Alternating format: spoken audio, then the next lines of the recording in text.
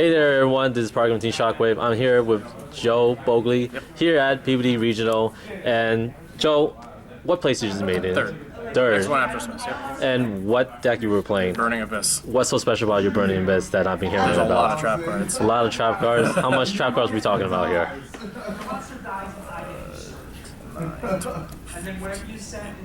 22. 22. That's It's ignorant. all right. So, you want to get straight with the deck profile? Sure. Yeah. I can do any questions or whatever afterwards. All right. All right. So for the starter cards, obviously Tour Guide, one Math Band, one Crane. Basically, just like you don't want to draw multiples. Obviously, a Crane, and you can't draw multiples of those. But they're all like engine starter cards. They kind of get you into the game starting off, and we don't have other names. So. Right. And then Graph because he's at 1, 2 Sears because he's at 2, 3 Skarms. And then here's another name, 2 Kagnas.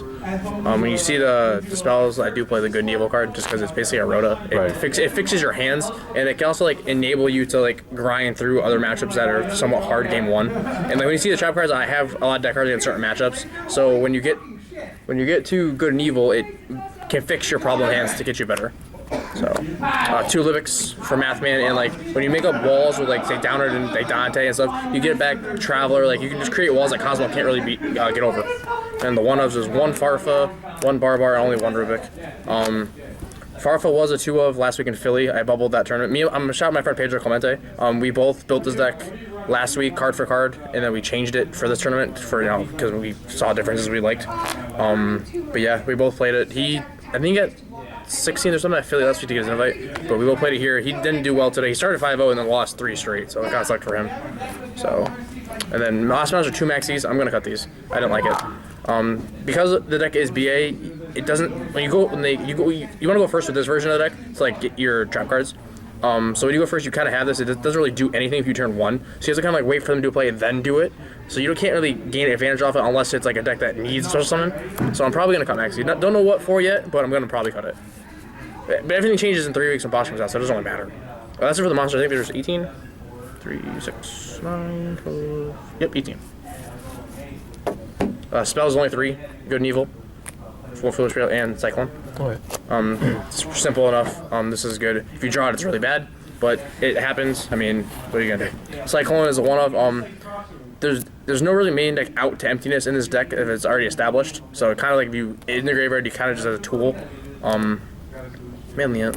That's it for the spells. 3. And now literally my favorite part of this entire deck. So we're gonna start with 3 anti-spell fragrance. The card is absurd. Yeah, I can't really explain how much this card is like really good. Even against like Cosmo, like turns off their town for a turn, makes them like see they want to chain teleport, get a big ship. Like there's so much you can do with that card. And I also made a 3 time space travel. Cosmo, Pendulum decks, whatever. Honestly, card's pretty good. I just won my last round because of this. He Pendulum summoned for 4, and I just killed them all the way. It was pretty cool. And then 3 Horn of Heaven, and then 3 Grand Horn of Heaven. Trying to be horny. I mean, that's about it. And then 3 Traveler. Basically, you make walls. Like this deck can make big walls against Cosmo, and they really can't come through your wall without having like 2 big ships and like a teleport, and like just it's good. I think you combo Good and Evil with this card really. Like instead of like Good and Evil, pitch a guy, bring out a Rubik, make a Virgil, bring it back all your stuff. Like, and then 3 Stormy Mirror Force. So you don't die. And then 2 Fiend Griefings.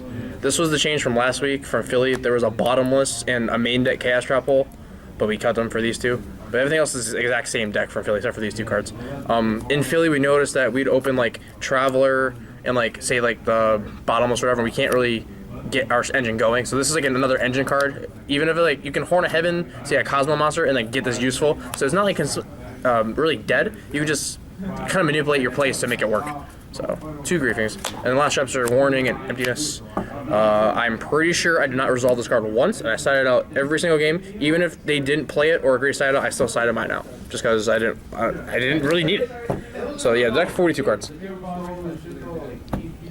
Extra deck.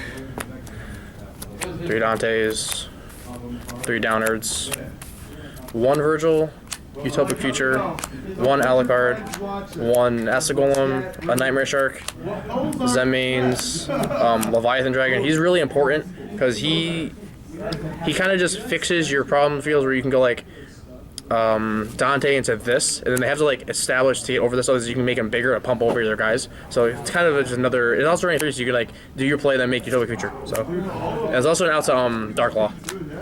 Levier to combo with Seer and Barbar. You can like Barbar, banish your Seer, Levier back to Seer, get back to Barbar, and do more burn damage. And then Fortune Tune. I won actually game in time because this. I made this card with Barbar and Graph under it.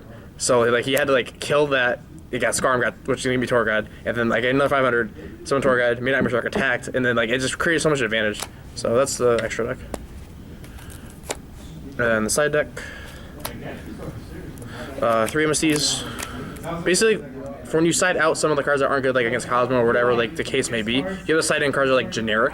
So like 3 MST, Regeki, and 2 Dark Holes, kind of like the normal ins and outs of like say bad matchups have like Grand Horn or Anti-Spell. You can kind of put into the cards like benefit that. And then this for Cosmo and Infernoid. Drain. This card's absurd.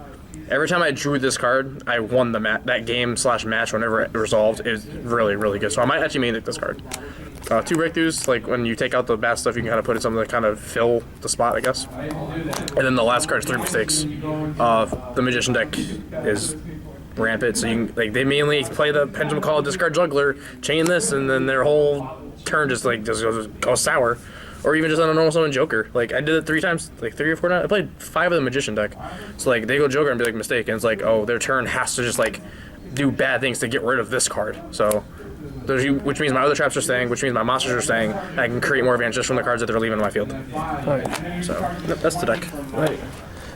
Thank you again for the demo file. No problem. You know, it seems like you know your way around the BA deck since your experience with Philly and now. It's my second tournament ever playing it. Oh, really? 3rd tournament ever playing BA. Well, you did have a lot of explanation of why you made the choices you made, so that was pretty good.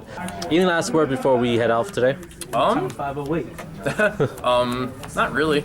I mean, I know in a couple videos I said I wasn't going to be playing much anymore. That's obviously not true because I got a new job, which allows me to have every weekend off. Oh, that's nice. That's awesome. That's a good benefit. Yeah. So, I know like videos with Jarrell and everybody, I said I wouldn't be playing much, but now I'm going to be trying to be playing as much as I can because of my job. Alright, that's cool. Alright, thank you again. No problem. This is Program Team Shockwave signing out.